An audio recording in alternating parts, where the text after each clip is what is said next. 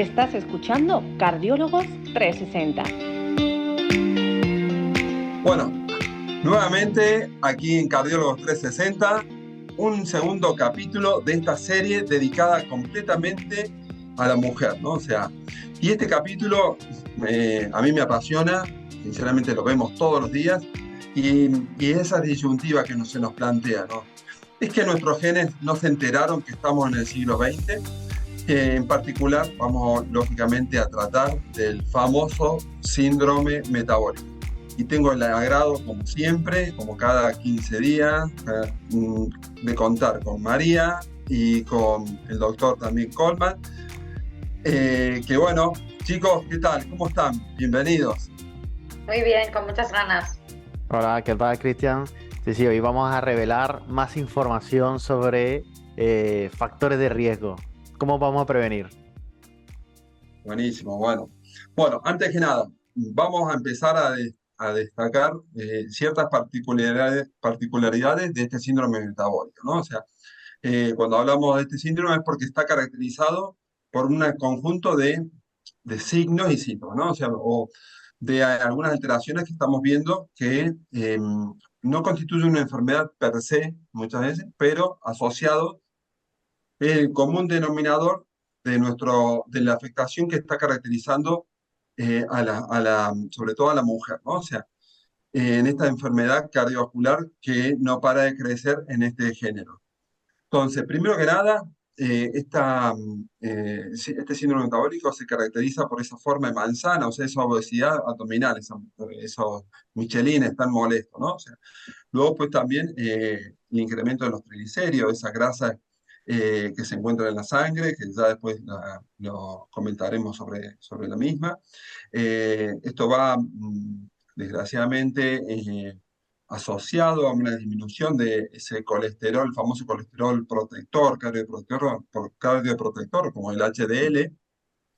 También genera una presión arterial elevada y genera también toda esta situación un incremento del azúcar en la sangre, víctima a que la insulina se vuelve un poco más resistente en nuestro cuerpo y no da abasto de gestionar el incremento del azúcar. Que bueno, esas 5 particularidades que hemos comentado la vamos a ir detallando poco a poco, ¿no? Entonces, continuando con esta descripción, entonces, ¿es una enfermedad o un conjunto de afectaciones? Y bueno, primero podemos empezar a modo de puntapié inicial, en donde la obesidad está generando, como quien dice, un exceso de energía, ¿no? Y, y ese superávit que existe genera la famosa resistencia a la insulina, ¿no?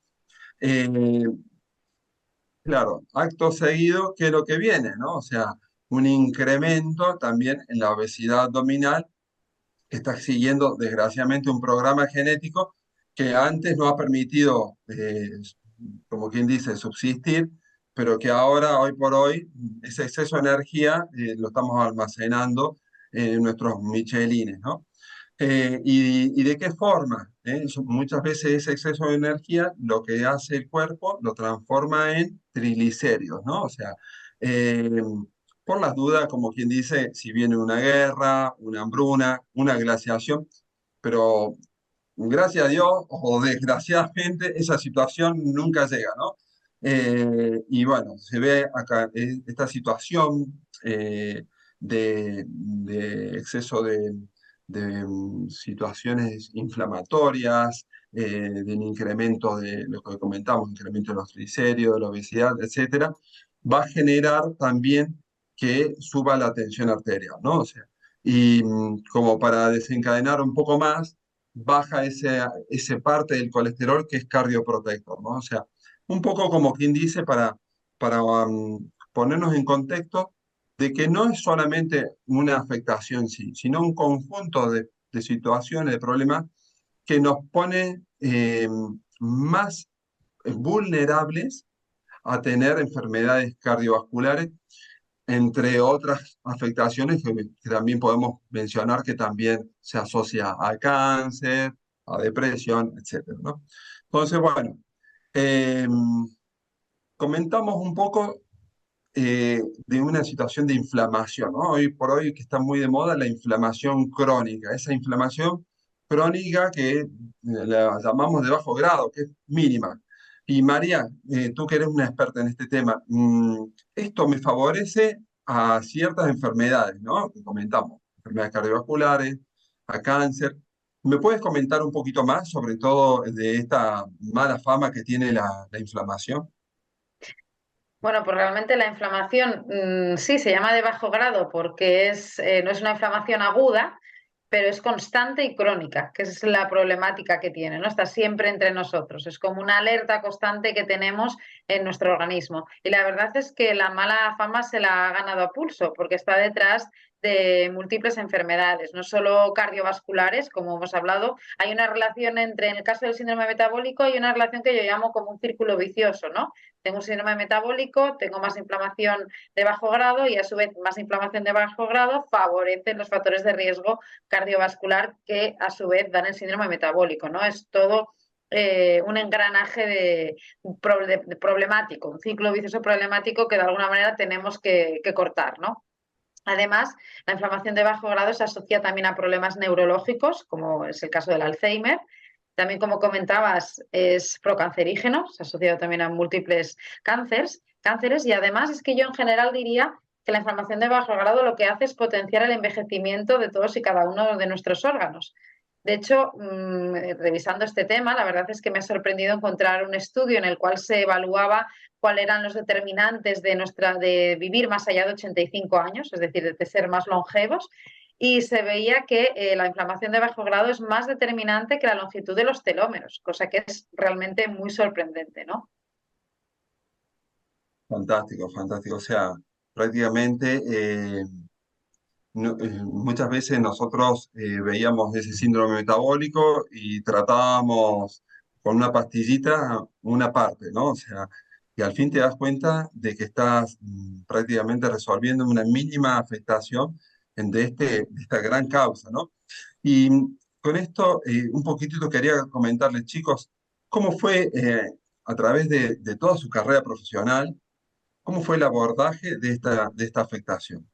Si quieres empiezo. La verdad es que yo diría que el abordaje del síndrome metabólico en mi caso fue como el abordaje del resto de patologías, un poco inicialmente reduccionista, ¿no? Por quizá, no sé, la ignorancia, más que nada, ¿no? Evaluábamos al paciente como un síntoma, un síndrome y se trataba pues de forma parcial, la verdad con poco éxito, porque si, como bien decíamos, el síndrome metabólico es un conjunto de síntomas y además hay este círculo vicioso de inflamación de bajo grado, si yo trato únicamente un factor de riesgo, poco voy a conseguir, ¿no? A nivel global.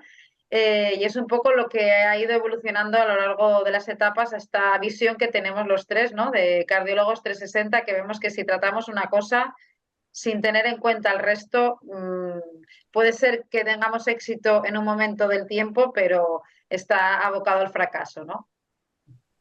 Sí, ¿Y bueno, tú, pues Rafael? yo creo que al final no ha pasado un poco igual, ¿no? Yo también diría que he pasado por etapas. La primera etapa la focalizaría a lo mejor en el periodo formativo, tanto de la carrera como de la especialidad. Y es una etapa que está centrada principalmente o focalizada en la parte farmacológica, mirando a lo mejor tratar las consecuencias o intentar mejorar el síndrome metabólico desde ese punto de vista. Pero como bien dice María y como tú también, Cristian, a la final es una etapa con donde he observado frustración hasta cierto punto, desde el punto de vista profesional, porque lo que comenzábamos a tratar a nuestros pacientes y al cabo de un tiempo sabemos por estudios también que las consecuencias se reducía, que en este caso es reducir la enfermedad cardiovascular, pero seguía existiendo un porcentaje determinado de pacientes que seguían desarrollando enfermedad. Es decir, mejorábamos, pero no es todo, ¿no? Ahí nos faltaba seguir haciendo cosas. Y aquí donde cuando queremos evaluar el síndrome pues un poco más a fondo y vemos que hay detrás de esa obesidad, porque no termina de mejorar la obesidad, que hay detrás de ese estrés, que hay detrás de muchos factores de riesgo, no es simplemente colocar una medicación y ya está, sino que qué es lo que está pasando allí, por qué no estás durmiendo bien, qué es lo que te preocupa, por qué no estás haciendo ejercicio, ¿no? Cuando hacemos esta visión ya 360, esta visión integral, es cuando realmente tenemos más resultados a la hora de controlar el síndrome. Así que ha ido por etapas y ahora tenemos esta visión más 360 que compartimos los tres y que queremos a la final llegar más a las personas y dar nuestra visión, ¿no? de cómo lo enfocamos. Totalmente, qué bonito, chicos. Sinceramente le falta música a sus palabras, ¿eh? Porque eh, con el paso del tiempo se ha ido, en mi caso, pasando de una especie de cambio pseudoestético en la analítica, ¿m? Que veíamos con el abordaje puntualizado de cada problemática que consiste en síndrome metabólico, a un cambio global en la salud en general. Y es interesante porque cuando uno genera un cambio global, se generaba todo un cambio en todo ese aspecto del síndrome, ¿no? Y ni hablar de otras afectaciones relacionadas. Entonces, lo bueno es que hemos pasado de un abordaje individual de cada problemática a un abordaje simple, global, que permitía la solución prácticamente de todo, ¿no? O sea, de todo ese espectro. Y, pero creo que todavía, de la cara en la práctica cotidiana, no, lo que vemos, yo en mi caso, siempre los pacientes vienen porque tienen el colesterol alto, ¿no? O sea, y ahí se queda el tema y claro, es lo que desencadena. No les preocupan esto, ¿no? Lo que hablamos, ¿no? Hoy es que tengo ciertas características del síndrome metabólico, en sí, sino una cifra de la analítica, ¿no? Y ya cuando lo solucionan, ya se sienten como quien dice salvados. Y bueno, y esto es lo que intentamos mejorar en Cardiólogos 360, ¿no? Rafael, tocamos el tema de triglicéridos elevados, tocamos el tema de obesidad abdominal, y bueno, hoy por hoy los cardiólogos cada vez estamos hablando más de el hígado graso, ¿no? O sea, ¿qué papel juega en este síndrome? Rafael, ¿qué nos puede ilustrar?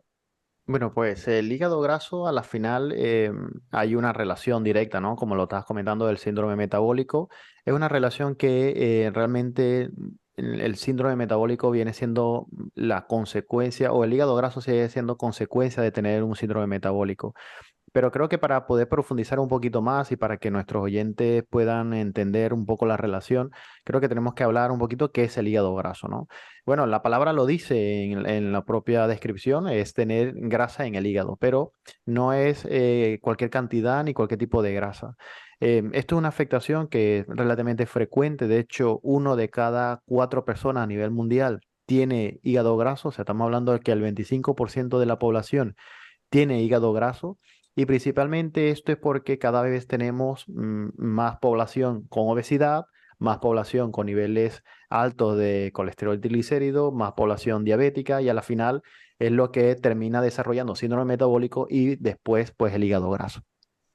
Y lo normal que tiene que haber es que sabemos que en el hígado normal, en la proporción del peso, es que el 5 gramos de peso por cada 100 gramos de hígado es lo normal de grasa. Es decir, lo normal es que tengamos un 5% de grasa en comparación a lo que es el total de el peso del hígado. Cuando se supera este 5% es cuando hablamos que el hígado es graso. Pero, ¿por qué se origina el hígado graso en el síndrome metabólico? Bueno, pues como bien había dicho Cristian, una de las características que determina el síndrome metabólico es la resistencia a la insulina. Pues la resistencia a la insulina se ha descrito como uno de los factores principales en el desarrollo del hígado graso. Y lo que ocurre es que la gente que tiene resistencia a la insulina, que para el oyente que no lo sabe, a la final, las personas que tienen resistencia a la insulina tienen insulina nuevamente elevada en sangre, que es la que se encargada de meter la glucosa o el azúcar dentro de la célula Y cuando hay resistencia, pues tiene que haber más cantidad de insulina para meter dentro de la célula la misma cantidad de azúcar. Bueno, pues esta resistencia insulínica lo que hace es que estimula a nivel de las células del hígado a que se produzca más triglicéridos. Normalmente el aporte de triglicéridos que tenemos en la sangre proviene de la dieta, pero una parte también se produce a nivel hepático. Pues la resistencia a la insulina lo que hace es estimular a que se cree más triglicérido. Este triglicérido no pasa o no suele pasar en cantidad al torrente sanguíneo, sino que se queda acumulado en el hígado, produciendo la grasa a nivel del hígado. El problema de esto, ¿cuál es? Que este depósito de grasa elevado en el tejido hepático, pues genera inflamación. Esta inflamación posteriormente genera fibrosis y la fibrosis pues, puede llevar a cirrosis hepática, que es una enfermedad potencialmente letal.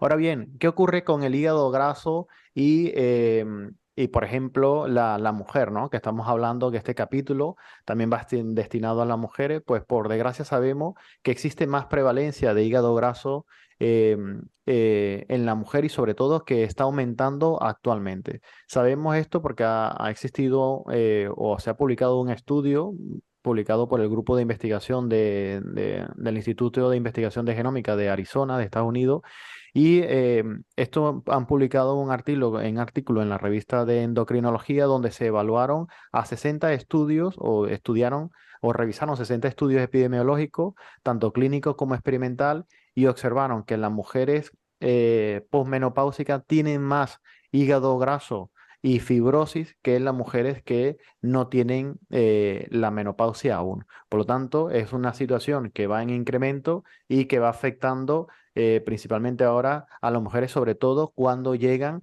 a nivel de menopausia, porque dentro de su periodo fértil digamos que el hígado graso es menor que en el hombre porque las hormonas favorecen a la protección, pero cuando llega la menopausia esta relación empieza a cambiar.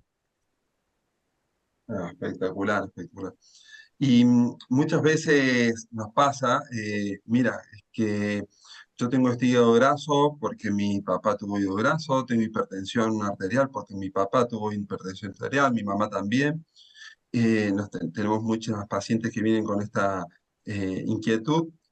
Entonces, María, ¿puedo culpar a los genes por padecer este síndrome o algunas características de este síndrome? Bueno, la verdad es que te agradezco que me hagas esta pregunta porque es general, diría, para cualquier patología, cómo subestimamos en general el impacto positivo que nuestro cambio de estilo de vida puede tener, ¿no? Y cómo sobreestimamos el impacto que tiene la carga genética en cualquiera de las patologías, ¿no? Con las que tratamos y en concreto con el síndrome metabólico. Os quería traer a colación un estudio que incluía más de 300.000 individuos, en este caso 50% mujeres, por fin un estudio igualitario, en el cual evalúan la carga genética en el sentido de riesgo cardiovascular, evalúan distintos genes asociados con factores de riesgo, hipertensión, diabetes, aterosclerosis, y dividen la población en 3 grupos. Si tenías peor o mejor, digamos, carga genética, ¿no? En cuanto a enfermedad cardiovascular. A su vez, evalúan el estilo de vida de esta población entre hábitos tóxicos, actividad física, qué dieta realizaban, y dividen nuevamente en 3. Si llevabas una vida ideal desde el punto de vista cardiovascular, una vida, digamos, intermedia o una vida realmente pésima, ¿no? Para el sistema cardiovascular. Y como era de esperar, ¿no? Si tenías una peor carga genética, a igualdad de estilo de vida vas a tener más factores de riesgo cardiovascular, tanto diabetes como hipertensión, como enfermedad cardiovascular. Pero lo que era muy llamativo es que si tú tenías una carga genética mala, pero hacías un estilo de vida ideal desde el punto de vista cardiovascular, tenías menor riesgo que aquel que tenía buena carga genética y hacía un estilo de vida pésimo. Con lo cual el impacto del estilo de vida era realmente muy llamativo, ¿no? Además, hay que tener en cuenta que el ejercicio, la dieta, no solo afecta a nivel global a nuestro organismo, sino que tiene un efecto directo sobre la expresión de los genes, lo que llamamos epigenética, ¿no? Que esto en el caso de la mujer no solo tiene implicaciones para ella, sino que tiene implicaciones para un futuro bebé que pueda tener. Tanto lo que hace durante el embarazo, como trataremos, espero, en algún otro episodio, como lo que ha hecho previamente. Pero bueno, esto ya es un tema a desarrollar si los oyentes quieren en otro episodio. Muy bien, muy bien. fantástico, ¿eh? Ya me comentarás incluso qué pasa con las embarazadas que hacen ejercicio de fuerza, cómo eso impacta en sus hijos, ¿no? Sé que eres una apasionada Sí. y incluso lo estás viendo en en tu carne Lo he propia, visto ¿no? en mi persona, sí. Bueno, que te sea leve en ese sentido. Rafael, hemos comentado muchas veces todos estos factores de riesgo clásicos que tenemos, que se encuentra la mujer para desarrollar el síndrome metabólico. Pero ¿qué hay de aquellos que no son tan comunes, que son un poquito más difíciles de encontrar?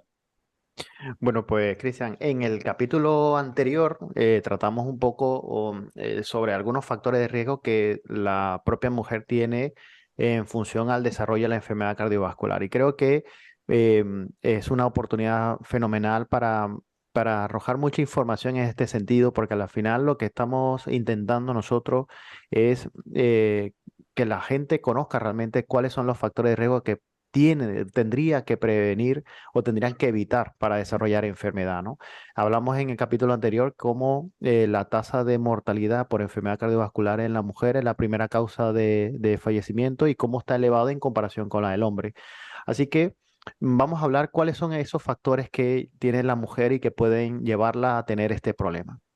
Por un lado, hay una publicación en una revista que se hizo en la revista Heart del Corazón en el 2022 que nos hablan cuáles son los factores de riesgo que puede tener la mujer. Y en esta publicación, pues, dejan muy claro porque hacen como la distinción entre factores de riesgo cardiovascular clásico, que son los típicos que ya conocemos y que padecen tanto hombre como mujer, que hemos ido hablando y desarrollando, hipertensión, diabetes, sedentarismo, obesidad, etcétera, pero también de otros factores de riesgo que son inherentes al hecho de ser mujer, ¿no? Por tener una implicación biológica por las hormonas femeninas. Y con relación a lo que son los factores de riesgo clásicos, en el estudio demostró cómo estos factores de riesgo clásico en algunas situaciones, en algunos de estos factores, incluso tiene un impacto mayor desde el punto de vista negativo en la mujer en comparación con el hombre. El caso o el ejemplo, podemos nombrar varios de ellos, entre ellos, por ejemplo, las mujeres obesas tienen un 64% más de riesgo de enfermedad cardiovascular que el hombre. O sea que es un factor de riesgo clásico que es factor de riesgo tanto para hombre como para mujer, pero en el caso de las mujeres tiene mayor impacto desde el punto de vista negativo. Las mujeres diabéticas, por ejemplo, tienen 45% más de riesgo de padecer enfermedad cardiovascular que el hombre.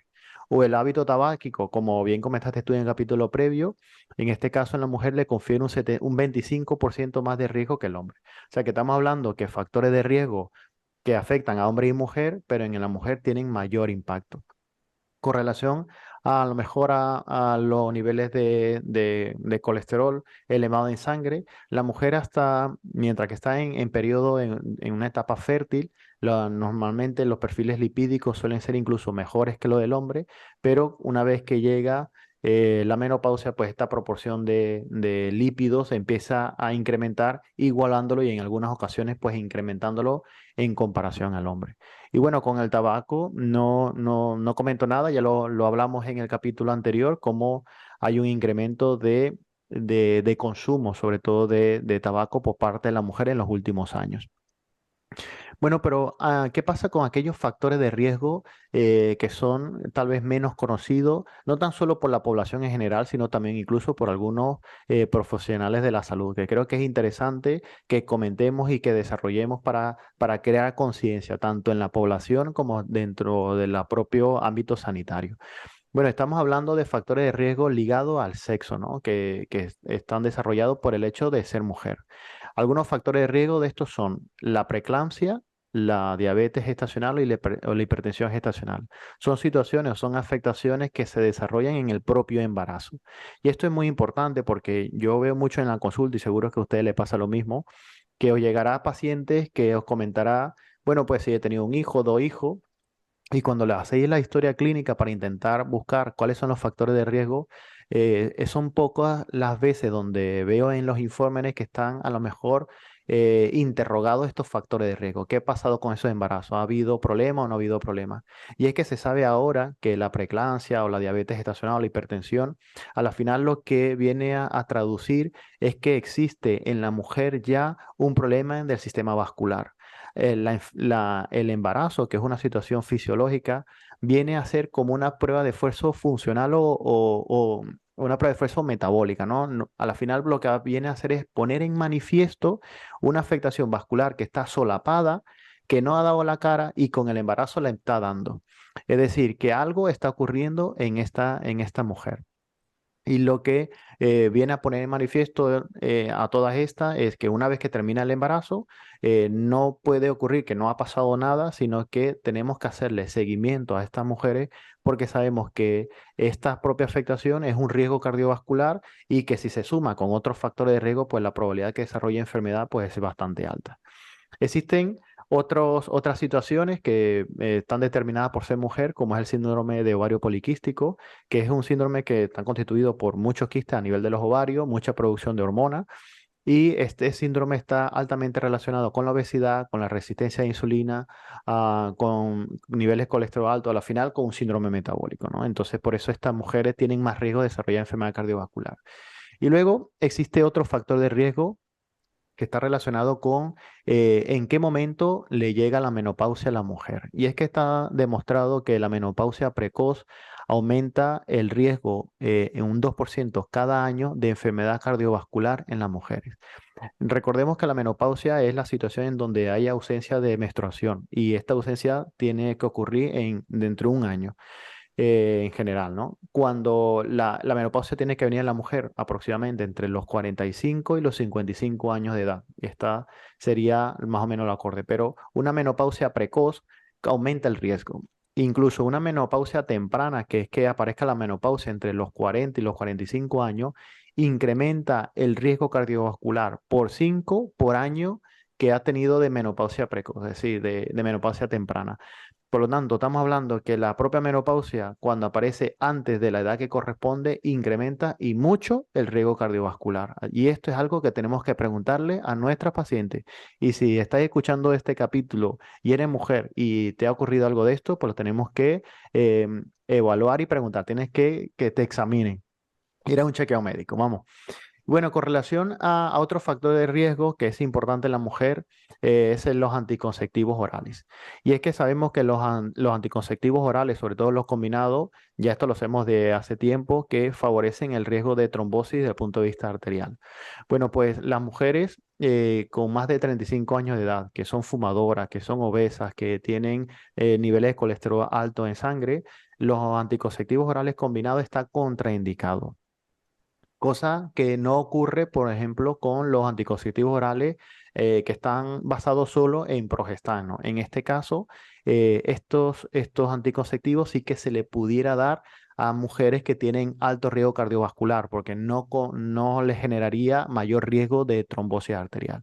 Así que esto es muy importante. Fijaros lo que estamos hablando de que tenemos que incluso nosotros que estamos desde la cardiología, si tenemos mujeres y están tomando este tipo de tratamiento, tenemos que preguntar qué tipo de tratamiento o de anticonceptivo están tomando, porque a lo mejor alguno de ellos pudiera conferirle un riesgo añadido, ¿no? Estos datos en relación a los anticonceptivos orales se han sacado de un documento de consenso que se publicó en la Revista Europea del Corazón en el 2021, en donde el consenso fue entre endocrinos, cardiólogos y ginecólogos para ver cuáles son las pautas que tenemos que tener en cuenta con relación a los anticonceptivos orales. Entonces, bueno, como veis, existen factores de riesgo cardiovascular. La mujer tiene factores de riesgo cardiovascular clásicos. En los clásicos hay algunos en los cuales incluso le confiere un impacto mayor y además tienen factores de riesgo que van inherente al propio hecho de ser mujer. Así que hay mucho trabajo que hacer, tenemos que ponernos manos a la obra con intención de mejorar aún más ese riesgo y por lo tanto el pronóstico de la enfermedad cardiovascular.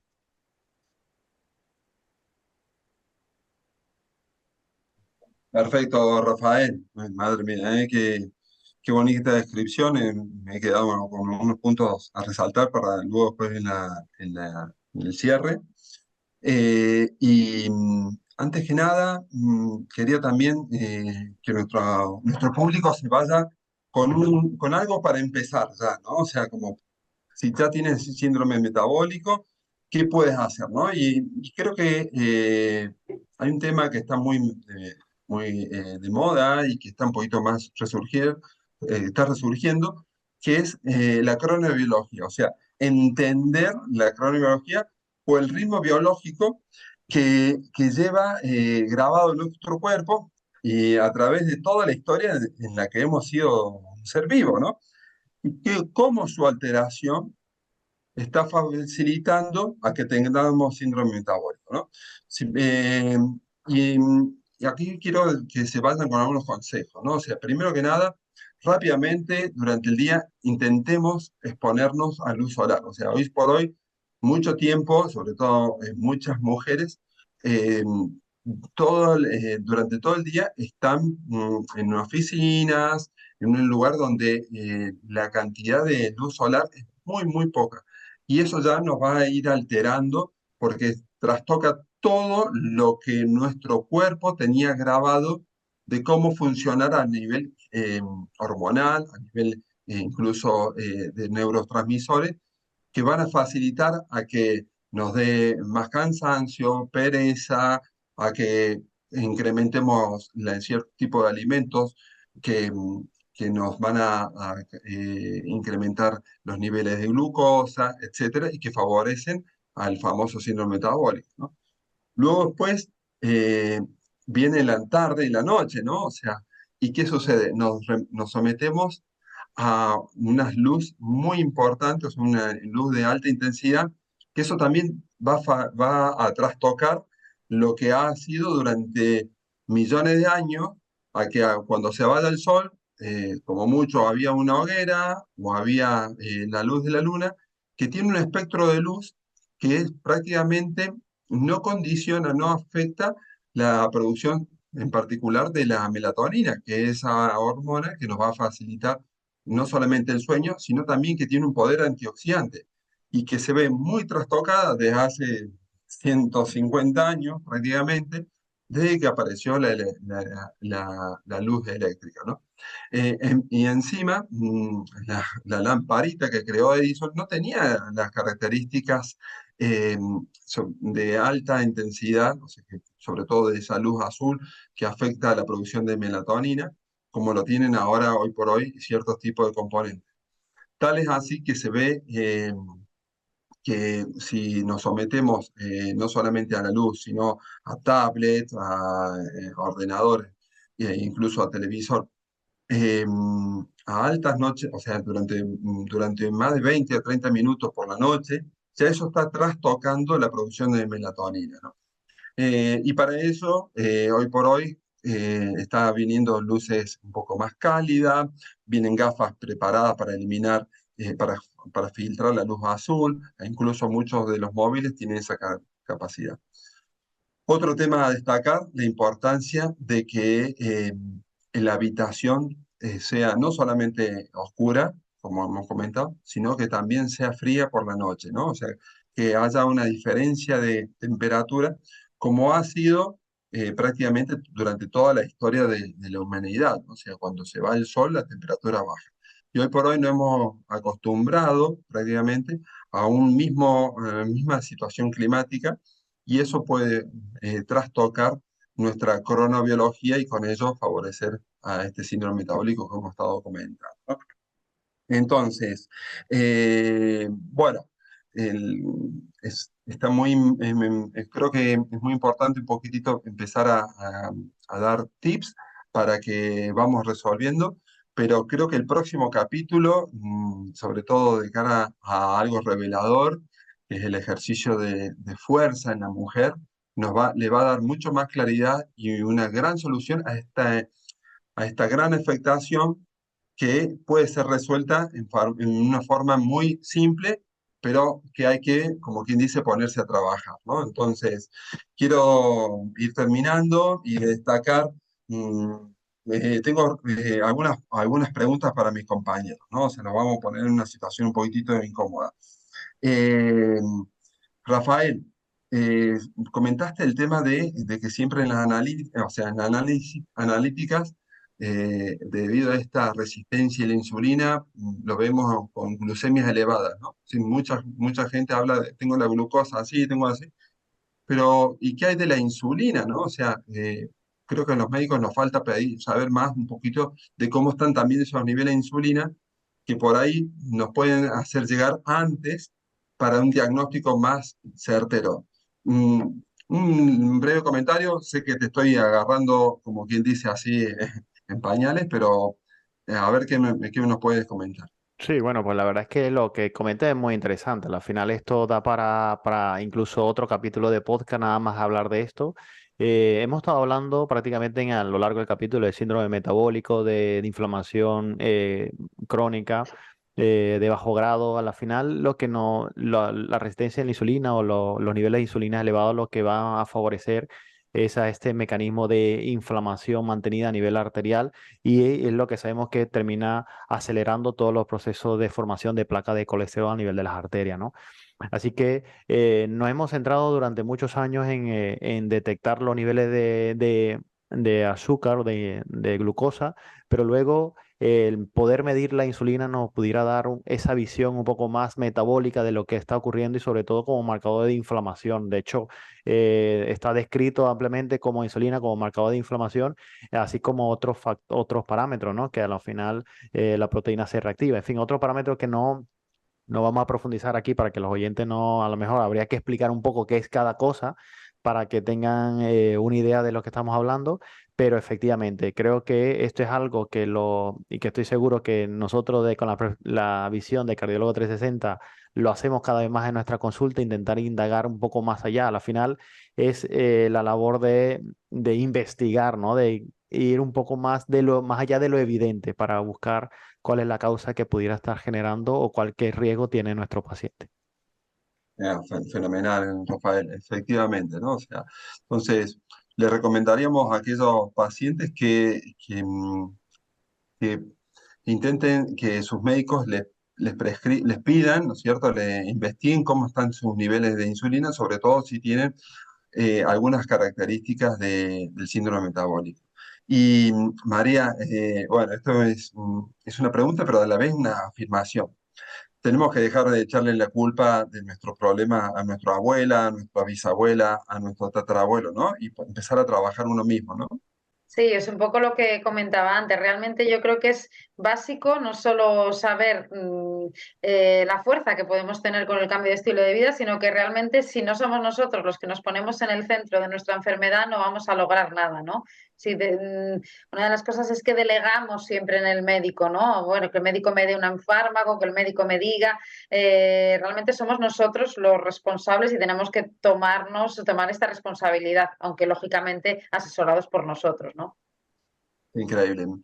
A colación de todo esto, nosotros siempre lo que comentamos, ¿no? O sea, queremos abordar el síndrome metabólico como para disminuir el riesgo cardiovascular, pero vemos que cuando hacemos un abordaje 360, generamos no solamente mejora de la tensión arterial, tengo el caso se me viene acá a la cabeza una señora que tiene 70 años y que no solamente le mejoró la tensión arterial, no solamente le bajó la grasa corporal, la grasa visceral, sino que ya estaba empezando a tener ciertos tipos de olvidos, se sentía confundida y mejoró su capacidad cognitiva. O sea, dejemos de ver, lógicamente, solamente un espectro de la situación, sino ese abordaje completo que nos va a permitir mejorar el riesgo cardiovascular, como pormenorizaste, María, disminuir el riesgo de Alzheimer, incrementar la longevidad, y bueno, y un sinnúmero